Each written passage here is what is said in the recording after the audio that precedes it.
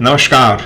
जिन लोगों का विवाह हुआ है, हो गया है और जो करना चाहते हैं उस लोगों को जानना चाहिए विवाह क्या है। ये विवाह कोई न तो शादी है न तो मैरिज है, तो उसे हमें कंपेयर नहीं करना चाहिए शादी या मैरिज से, क्योंकि मैरिज दो ही प्रकार के होते हैं और हम भी वही जानते हैं कि एक होता है अरेंज मैरिज होता है, एक लव मैरिज होता है। उसके सिवा हम कुछ जानते नहीं है, लेकिन करते हैं विवाह।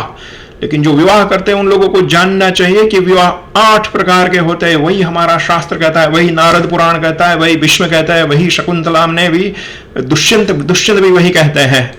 ये 8 प्रकार से बाहर न तो कोई किसी तरह से कोई एक स्त्री और पुरुष मिलन हो ही नहीं सकता है। ये 8 ही प्रकार से हो सकता है।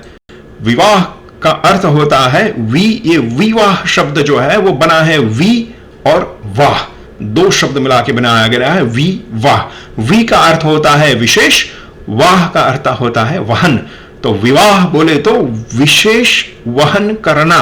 किसका विशेष वहन करना है? तो जैसे हमारे यहाँ अपने 4 आश्रम रहते हैं, ब्रह्मचर्य आश्रम, गृहस्थाश्रम, वानप्रस्थाश्रम और संन्यासाश्रम। जो ब्रह्मचर्याश्रम में से गृहस्थाश्रम में जब प्रवेश करना है तो हमारी उत्तरदायित्व बढ़ जाता है, कुछ विशेष हमारी उत्तरदायित्व बढ़ता है। उसके लिए हमें एक साथ चाहिए और जो साथ लेना है, ये सब वहन करना है, साथ में जो उत्तरदायित्व का वहन करना है, अतिथि सत्कार करना है, व्रजोत्पादन करना है, ये सब करना है। इसके लिए यज्ञ कार्य करना है, इस सब के लिए मुझे एक और साथ चाहिए और इसी के लिए हम करते हैं विवाह।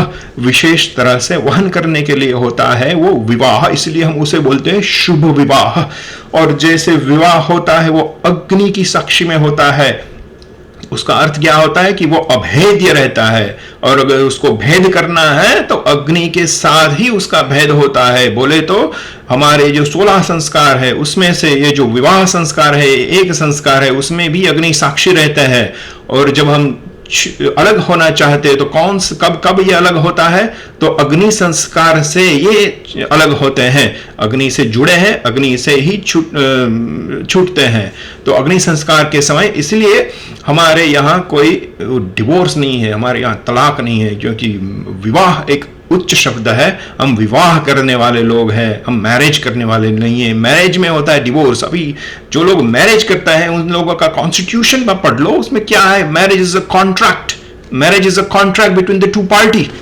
अब जब तक ये यूनियन चलता रहेगा, लेकिन वो ब्रीच होता है कॉन्ट्रैक्ट, अमेंडमेंट डालना पड़ता है, मॉडिफिकेशन करना पड़ता है, इट्स अ कॉन्ट्रैक्ट। शादी में क्या होता है? तलाक होता है। ये सब तो लेकिन हमने तो अपना अंग्रेजी पढ़ के बुद्धि का बैंक्रप्सी ही फाइल कर दिया है। तो हम भी बोलते हैं हाँ हमारा मैरिज है लव मैरिज है और या हमारा मैरिज है वो अरेंज मैरिज है। This only 2 things we know. लेकिन 8 प्रकार के अपना विवाह रहता है, 8 प्रकार के, 8 प्रकार अपने एक श्लोक में दे दी है। ब्राह्मो देवस्तथैवार्षः प्राजापात्यस्तथा सुरः गांधर्वो राक्षसश्चैव पैशाचष्टमो धमः। ये 8 प्रकार के हैं। कौन कौन से 8 प्रकार है? ब्रह्म है, देव है, आर्ष है, प्राजापात्य है, आसुर है, गांधर्व है, राक्षस है और निष्कृतम श्रेणी के ये पिशाच विवाह, एक जो लास्ट वाला है वो पिशाच विवाह है।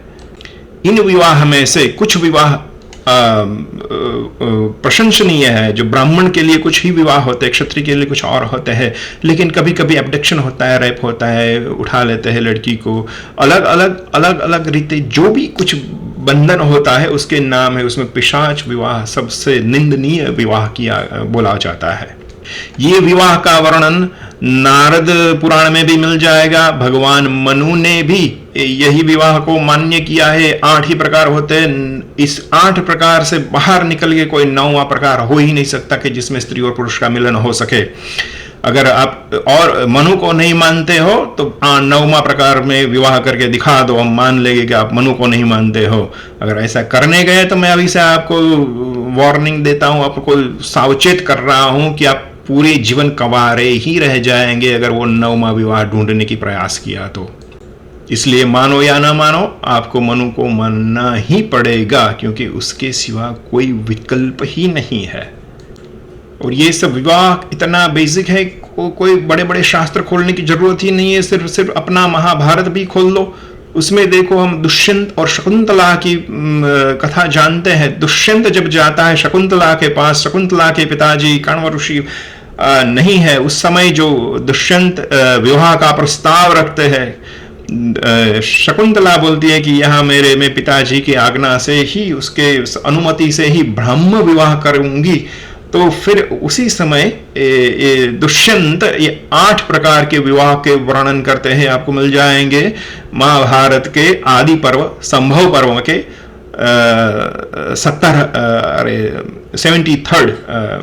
अध्याय में मिल जाएंगे।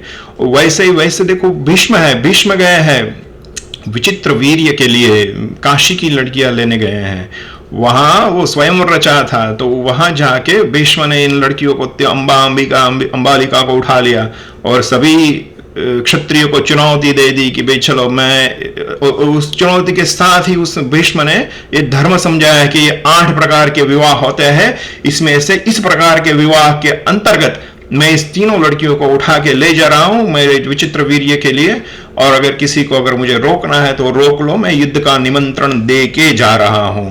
तो वहीं पे भी ये रेफरेंस मिल जाएगा, यह है अध्याय 102 में, महाभारत के आदि पर्व संभव पर्व में।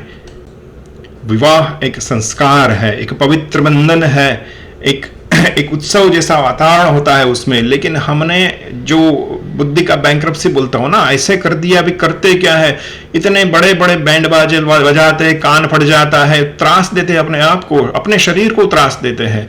थोड़ा बहुत चोरी मोटी वो करता है, वो नट से सीखते हैं कि जूते चुराने हैं, क्रेन में बिठा के दोनों दंपति को ऊंचे ले जाते हैं, कुछ कुछ क्या न क्या खिलाते हैं, क्या करवाते हैं। ये सब दिखाता है हम कितने बैंक्रप्ट हो चुके हैं। आओ फिर से देखो अपना एक क्या है, अपने कैसे एक गोल्डन एज था हमारा, उसी तरह से विवाह करो, उसी तरह से मंत्रोच्चार से सप्तपदी लगा के पत्नी और पति दोनों का साथ में मिलन रहेगा, तभी ये अपनी संस्कृति को वापस ला सकेंगे। नमस्कार।